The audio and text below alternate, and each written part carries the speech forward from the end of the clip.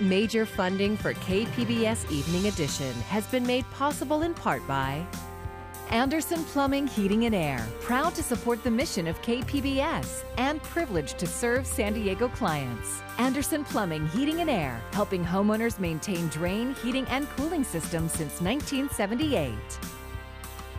And by the Conrad Prebys Foundation, Darlene Marcos Shiley, and by the following.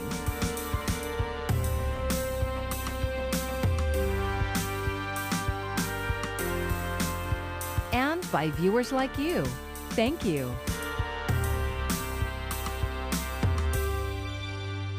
Good evening. It's Friday, October 22nd. Thank you for joining us. I'm Maya Trabulsi, and we begin tonight with a standoff involving some local first responders. It's a standoff not about crime, but over the vaccine mandate. As moments ago, members of the police, fire, and lifeguard departments gathered to say they'd rather lose their jobs than get a shot.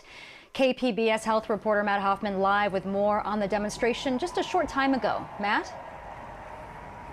Yeah, Maya, the city's vaccination mandate is looming now, just over a month away from going into effect, but there's still hundreds of first responders. We're talking about police officers and firefighters who have not gotten it done and are facing possible termination. And if you can see behind me here, there's some people here supporting them, arguing that they should not be let go due to a personal decision.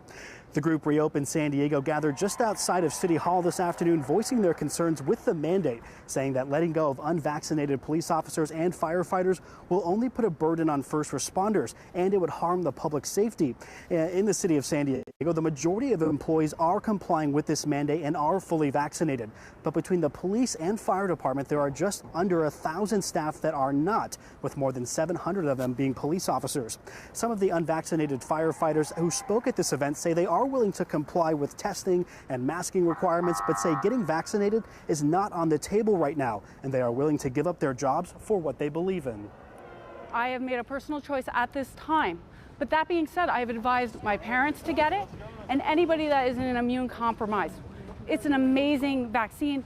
I'm glad it's here. It has saved hundreds of lives, thousands of lives. But this is not about the vaccine. This is about personal choice and being able to make your own decision about your body. I love protecting the citizens of San Diego, but if I have to be terminated, I'll be terminated. And I've already had 3 job offers. I would rather be a firefighter. The San Diego Police Officers Association and other unions have been negotiating with the city, hoping to relax this mandate to allow those unvaccinated to keep their jobs, but instead get tested regularly, just like they do in some other jurisdictions, including the local county sheriff's department. In a statement, the association says some members, even some who have had the virus, have reservations about the mandate, calling it a heavy-handed approach. They add that it threatens the strength of their department, as some are indicating that they will look for another job elsewhere other than getting vaccinated.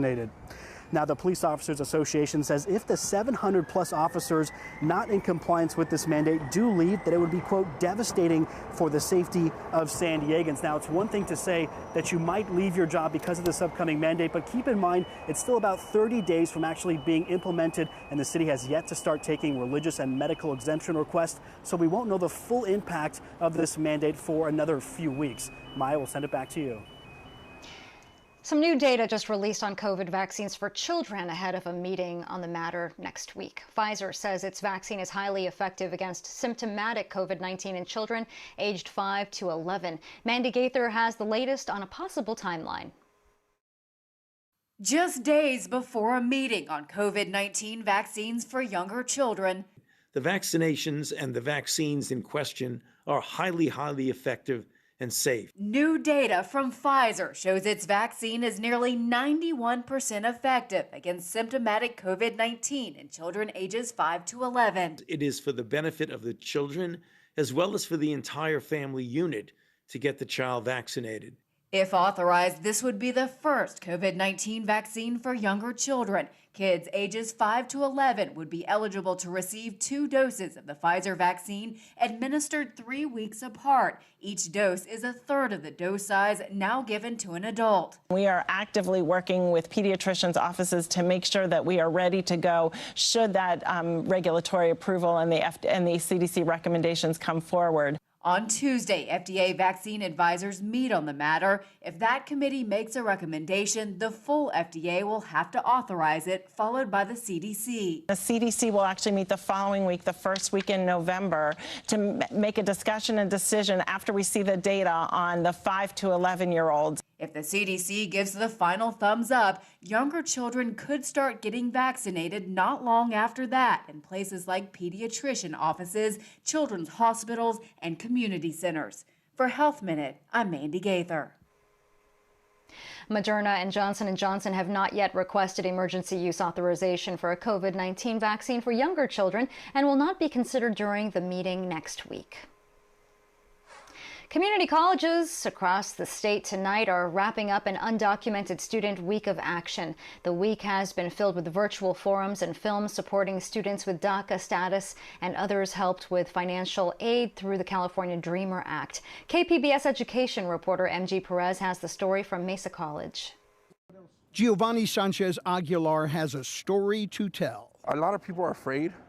I am not. I'm honestly tired of being scared. I'm tired of being hidden, tired of hiding who I am and what I am. Giovanni is an undocumented student studying sociology here at Mesa College. He has renewable status in the federal program Deferred Action for Childhood Arrivals, better known as DACA, because he was brought by his parents from Mexico to the U.S. at a very early age. His two younger brothers were born here and are citizens.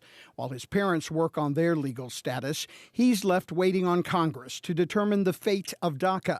Meanwhile, he's worked hard to become a member of the Honor Society while working as a landscaper and most recently with UPS. He knows what he wants. I kind of want to work with the courts and help my community.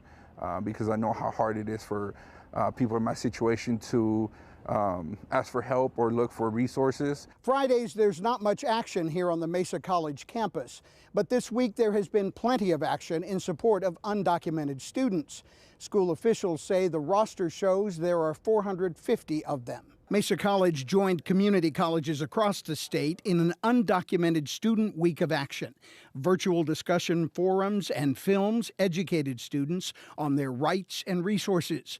Mesa is known as a leading college in equity and excellence and diversity. 38% of students are Hispanic.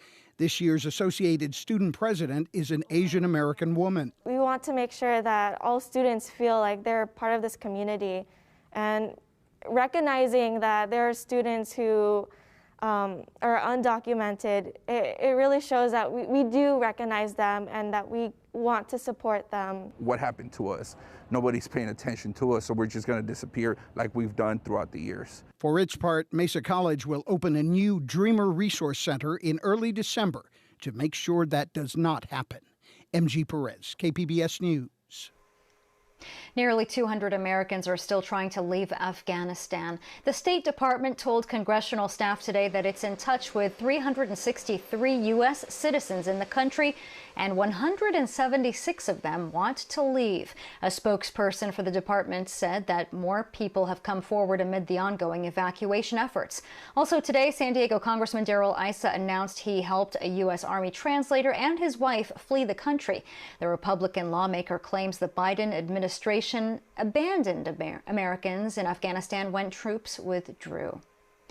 Some good news locally on the jobs front. The county unemployment rate dropped to 5.6%. That's a full point lower than in August and 4 points down from a year ago when the pandemic hit our county hard. Statewide, the jobless rate is 6.4%, also down. Local government jobs saw an increase, as did hospitality jobs and construction.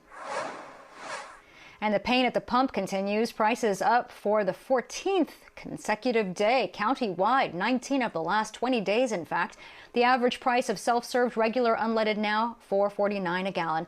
Refinery issues still being blamed for the increases. Public transit in San Diego County will soon be free to young people aged 18 and under. KPBS Metro reporter Andrew Bowen says the move came after more than a decade of advocacy. The one-year pilot program launches in the spring. Supporters say the cost of transit passes for youth is a heavy burden on low-income families. San Diego City Councilmember Vivian Moreno says making them free will ease the financial strain on those families and help create a new generation of transit riders who can move around more sustainably. Free youth transit passes also have an immediate benefit of connecting youth to school, work, internships, and other educational and career opportunities. The Transit Pass program was approved by board members of the Regional Transportation Planning Agency, SANDAG, on Friday morning. The board also approved increasing bus frequencies on nights and weekends for routes that serve low-income communities. Not only are we investing in our youth, but we're going to be investing in transit services that are desperately needed in our communities. I want to thank all of the community members, organizations, again, transportation justice advocates that have worked tirelessly to bring this action forward. Activists have been pushing for free youth transit passes since at least 2011.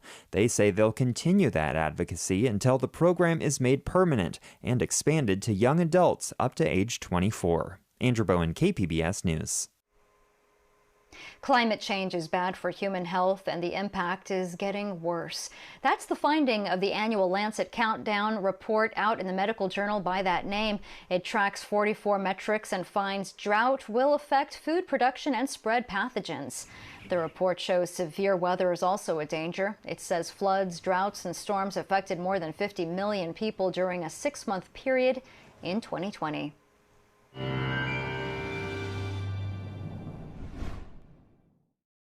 Happy Friday, and thanks for tuning in to KPBS News. I'm Marvin Gomez with your AccuWeather forecast.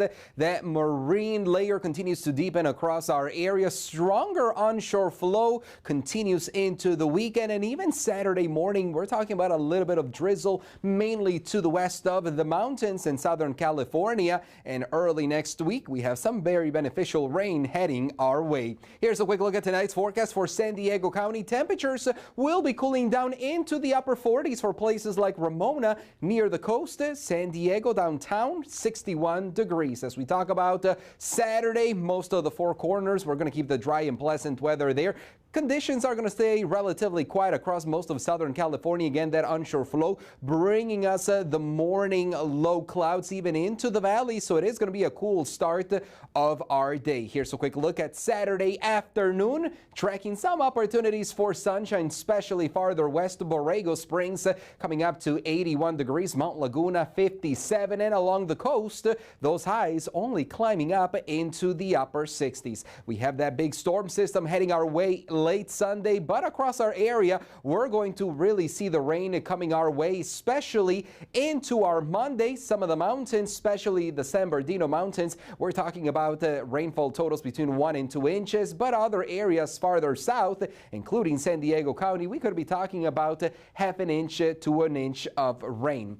Forecast along the coast, you can see the unsettled weather as we begin our work weekend. Then high pressure brings us sunshine. Inland areas also tracking unsettled conditions. Highs in the mid 60s for the afternoon, and sunshine once again comes back across our area. Temperatures gradually getting warmer in many spots, especially into our Wednesday. Across the mountains, of course, the higher terrain, you're staying cool. 61 degrees there for Wednesday afternoon, but 47. That's going to be the high for your Monday. And across the deserts, we're going to keep those 80s Saturday, Sunday, cooling down, temperatures dropping into the upper 70s for Monday afternoon with the possibility of a shower. And then we'll eventually get back into the 80s for the middle of next week. For KPBS News, I'm Marvin Gomez. A movie set is rocked by tragedy after something went horribly wrong with a prop gun. Movie star Alec Baldwin was filming a Western when he fired the gun, accidentally killing the director of photography and injuring the film's director. More now from reporter Chris Nguyen. Actor Alec Baldwin has released a statement one day after director of photography Halyna Hutchins was killed after he discharged a prop firearm on the set of the film Rust. There are no words to convey my shock and sadness regarding the tragic accident that took the life of Halyna Hutchins, a wife, mother, and deeply admired colleague of ours. I'm fully cooperating with the police investigation to address how this tragedy occurred. According to law enforcement, Baldwin discharged the prop weapon during the filming of a scene on the Rust set, releasing some type of projectile which hit Hutchins and injured director Joel Souza. If I was on that set, I would be very curious as to what broke down as far as the rules, the regulations, and the safety precautions. According to experts, the prop weapons used on movie sets are not plastic toys. And to be clear, anything that's called a prop weapon when we're talking about shooting is in fact a real gun. Even though there's no actual physical projectile mounted on the front of that weapon, on the cartridge, there is projectiles that do come out. The powder, the gas, and those can cause physical injury within 25 to 50 feet, depending on the load. The family of the late actor Brandon Lee tweeted their condolences about the accident yesterday. Lee, the son of Bruce Lee, was killed in a prop gun accident, a bullet on the set of The Crow in 1993. Experts say Lee's death led to stricter standards on film and movie sets. Situations like this should never, ever happen. Chris Wynn, KPBS News. I'm Amna Nawaz. Tonight on the NewsHour, abortion battle. The Supreme Court agrees to quickly hear challenges to a restrictive Texas law, which remains in place for now. That's coming up at 7, right after Evening Edition on KPBS. Tomorrow is National Prescription Drug Take-Back Day. KPBS reporter Melissa May shows us how San Diegans can properly dispose of their unwanted pills. On Saturday, the Drug Enforcement Administration will host its 21st National Prescription Drug Take-Back Day. The event provides drive-through drop-off locations for people to anonymously dispose of unneeded medications. If you don't need the medication, don't save it for a rainy day. This is not the kind of thing you want around the house. Scott Silverman is the CEO of Confidential Recovery and a crisis coach in San Diego. This only happens a couple times a year. This is a great day to go into your medicine cabinet and take a look at what you've got in there and dispose of it in an easy, safe way. The Centers for Disease Control and Prevention reported that last year, more than 93,000 people died of drug overdoses in the U.S., marking the largest number of drug-related deaths ever recorded in a year. And there aren't many times we as a community can all rally around a concept that really makes sense and take advantage of it and do it, and it doesn't cost anything. Take Back Day has removed more than 7,000 tons of medication from circulation since 2010.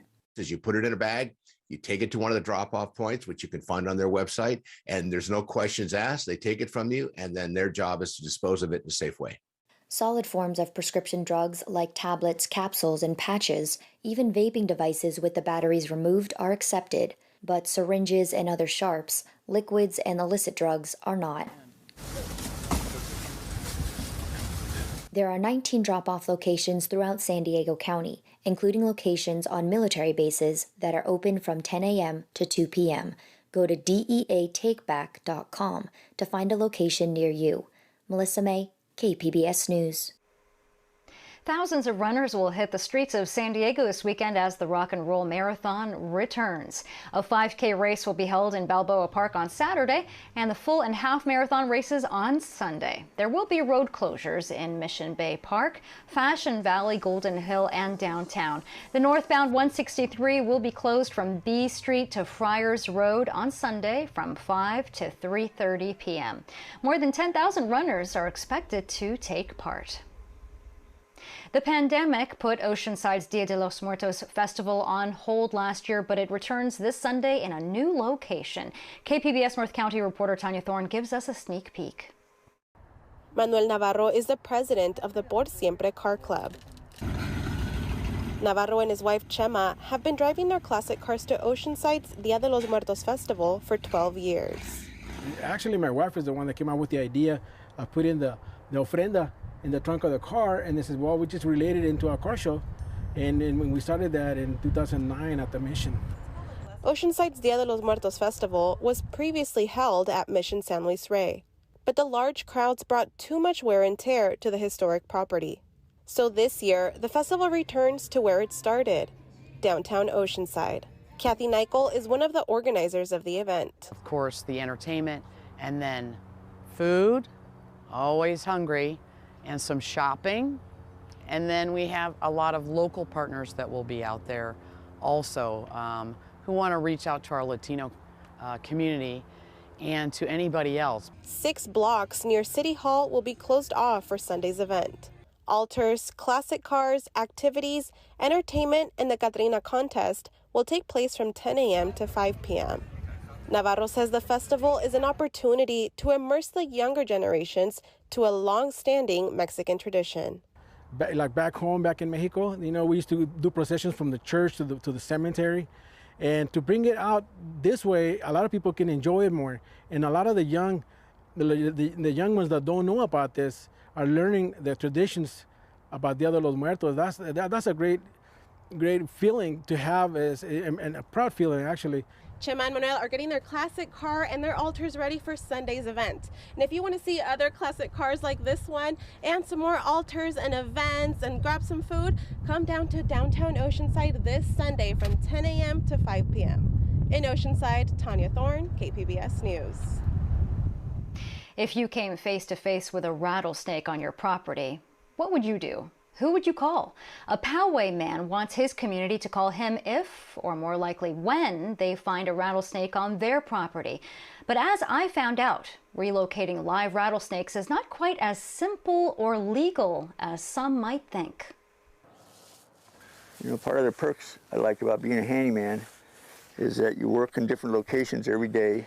Whether it's painting, drywall, or carpentry, Poway handyman Patrick Brady does it all.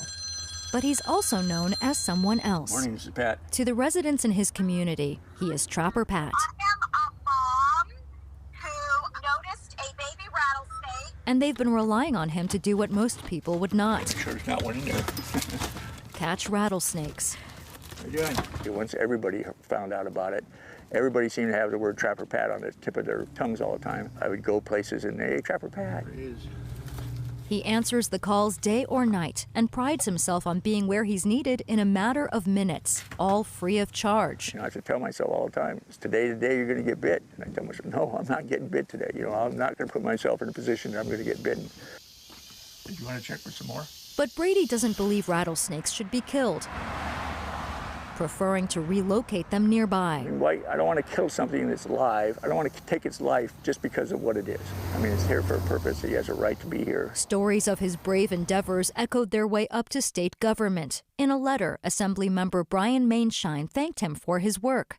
Ironically, Brady used the official envelope to write down the address to his next emergency rattlesnake call. From the beginning of the year, Brady noticed something interesting. Every snake call resulted in the removal of the northern Pacific rattlesnake, and only babies. He called the California Department of Fish and Wildlife to share his data. A lieutenant called him back, and that, he says, is when everything changed. I said, Mr. Brady, you need to cease and stop what you're doing right now because you're not qualified to be doing what you're doing, and there's rules and regulations. You're breaking laws in California. Fearing legal trouble, Brady stopped posting his stories on Nextdoor and social media. He took down his website and asked the community not to draw attention to him. So there was a lot of things going on that suddenly came to a halt. And I felt bad because I felt like I was letting the public down. So what are the laws when it comes to rattlesnakes? To begin with, it's perfectly legal to kill any rattlesnake found on your property. No license, no permit, no authorization, nothing. Hit him with the flat part of the shovel, and that's going to do the job. Captain Patrick Foy from the Department of Fish and Wildlife says when it comes to moving snakes in order to let them go, the law gets a little gray. They never really accounted for the person who might think, I don't want to kill the rattlesnake, I want to remove it and take it someplace else and let it go. So that was never really clearly made apparent in the regulation, in the legislation. So it's now here we are today. Now we're having a different conversation. California Fish and Game stipulates you can take up to 2 live rattlesnakes per day with no license required. In order to release any captured snakes, you need to have the department's written approval. In most cases, this means applying for a scientific collection permit, not a necessarily swift and easy process. Yeah, if I could have rewritten that law, I probably would have tweaked it a little bit to make some changes to accommodate that type of request. Captain Foy says there is something else to consider. I would not call an unlicensed, unbonded, uninsured person to my house to remove a rattlesnake. Because if that person gets bit, you're going to own it. That's my formal advice, and my informal, my wink, wink, nod, nod, don't do it. But the options are few and almost always mean destroying the snake. Some pest control companies charge hundreds of dollars to answer rattlesnake calls, unaffordable for many. They do charge high fees, but they are paying for that insurance. They are paying for that training. We prioritize rattlesnake calls as a priority one for us. Chief Bill Ganley says the San Diego Humane Society answered almost 1,000 rattlesnake calls in the past 6 months, spread over 13 cities. Their team is trained to catch and release nearby. So it goes to the top of our triage, and we respond within half an hour. Considering the volume of rattlesnake calls in the county, he considers Brady to be an ally. He responds quickly. Every time I've seen it on Nextdoor, people say, yeah, he was right here and he took care of it. And I believe he's an advocate of, humanely handling and, releasing the snake. That's a good thing in our book. Pat Brady's case has sparked internal discussion within the Department of Fish and Wildlife. They told KPBS with the special permit there could be a path for him to continue, which might include working closely with them to find suitable places for release. How easy that path is still remains to be seen. Doing a good thing, it is doing a good thing for the community. And the Department of Fish and Wildlife also told KPBS because of this story, it is considering implementing changes in California code to make it easier for those who wish to relocate rattlesnakes. And you can find tonight's stories on our website, kpbs.org. Thank you so much for joining us tonight. I'm Maya Trabulsi. Have a great evening. Major funding for KPBS Evening Edition has been made possible in part by Anderson Plumbing, Heating and Air, proud to support the mission of KPBS and privileged to serve San Diego clients. Anderson Plumbing, Heating and Air, helping homeowners maintain drain, heating, and cooling systems since 1978.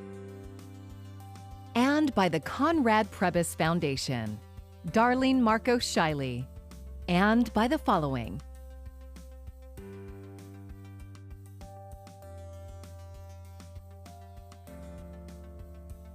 and by viewers like you. Thank you.